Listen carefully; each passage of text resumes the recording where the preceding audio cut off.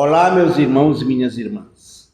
Sejam bem-vindos a este canal do YouTube, Semente da Caridade, que tem como missão principal evangelizar. Aliás, única missão.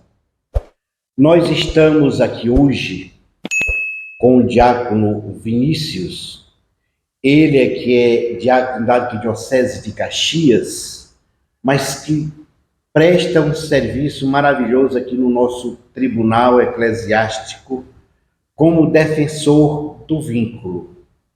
E o tema que eu quero trazer hoje é o tribunal, para que vocês possam conhecer esse tribunal, possam saber que esse tribunal existe e que está à disposição de todos os cristãos católicos quando tiverem algo que tenha alguma dúvida, procurar o tribunal. Diácono, qual a missão do tribunal eclesiástico? Muito bem, bom dia, Diácono Arthur, obrigado pela oportunidade.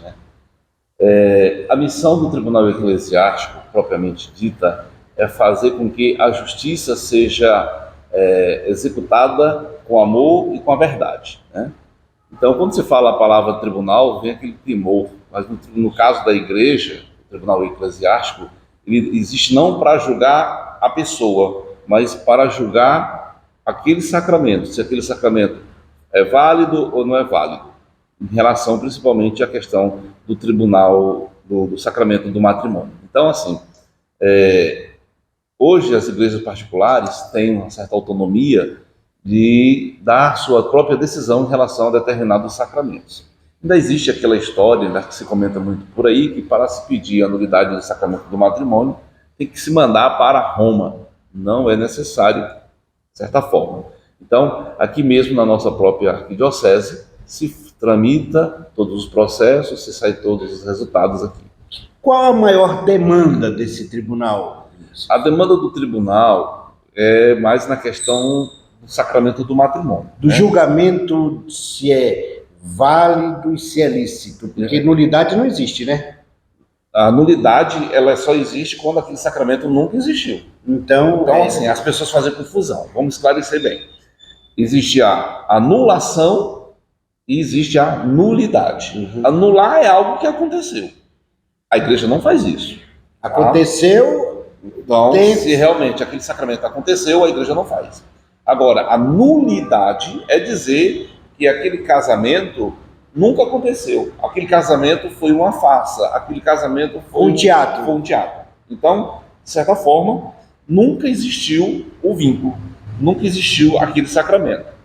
Exteriormente, ele existiu, mas na raiz, esse sacramento nunca existiu. Aí é onde entra o tribunal para estudar os casos e tomar a decisão se aquele sacramento realmente existiu ou nunca existiu. Mas esse tribunal, ele não faz isso aleatoriamente não, né? Ele vai pesquisar, ele vai colher depoimentos, né? Como é que é o processo? Então vamos lá. O Papa Francisco, ele, com uma ideia muito brilhante, tomou a iniciativa de que as dioceses devem criar a pastoral judiciária. Não é para mandar prender ninguém, mas o que é essa pastoral judiciária? É para atender esses casais que estão aí de segunda união, ou aquela pessoa que teve um casamento fracassado, propriamente dito. Então, como é que se procede? A pessoa, que está hoje na segunda união e vê que se o primeiro casamento houve um vício, um defeito, teve uma mentira, ela pode entrar em contato com o tribunal e lá, com muita caridade, com muito amor, a gente orienta como montar um libelo, ou seja, fazer um histórico desde quando conheceu o seu ex-marido, o seu ex-cônjuge, o namoro, o noivado, o dia do casamento, a vida de casado e o motivo da separação. E aí, a pessoa dá entrada no tribunal, o presidente do tribunal acolhe, olha e vê se tem fundamentos para que se possa ir adiante com essa causa ou não. Para não se perder tempo, então o presidente do tribunal lê aquele libelo, diz, realmente tem fundamento, vamos acolhê-lo, e aí entra no processo de julgamento normal. Então, é nessa situação. Mas, por exemplo, existem vários tipos de nulidade, né? Um caso... Isso é que eu ia lhe perguntar. Ele entra no processo, vão ouvir, né, testemunhas, vão ouvir o casal, e no seu caso aqui, depois que tiver tudo pronto, ele passa para você, porque você é o defensor do vínculo, né? É verdade. Você vai fazer, você vai trabalhar para provar que aquele vínculo existiu. Se não tiver como provar, aí Então, assim, a sentença sai, né? Sai. Esse libelo, ele vem para mim, né? Eu vou olhar, estudar ele e fazer os questionários. Então, assim, quando a pessoa entra, o demandante, ele deve apresentar 3 testemunhas. Uhum. Pode ser filho, pode ser irmã, pode ser o vizinho, entendeu? Pode ser uma amiga, que realmente conheça toda a história. E aí, nós vamos fazer uns questionários para essas testemunhas e para a parte demandante. Se o demandado, né, quiser participar do processo, também é confeccionado um Questionário para ele. ele. Mas ele tem toda a liberdade de dizer: eu não quero participar, aceito a decisão desse tribunal. Okay? Então o processo anda normalmente.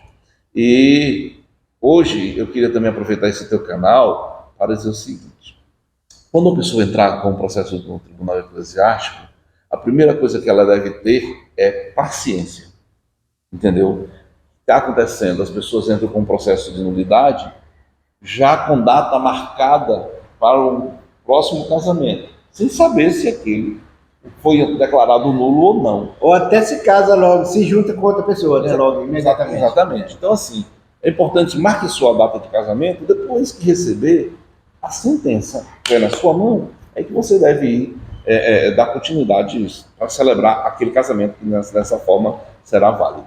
Mas, meus irmãos, é o seguinte, como o nosso tempo é curto, nós vamos deixar para a próxima quarta-feira as perguntas sobre o que mais causa nulidade, como é que fazer para sanar alguma coisa lá na raiz, o casal vive juntos e um deles não quer casar, como é que se faz isso e tal e tal. Então, nós vamos deixar essa conversa para a próxima semana. O Vinícius virá aqui e nós iremos discutir e apresentar para vocês algumas coisas que nós desconhecemos.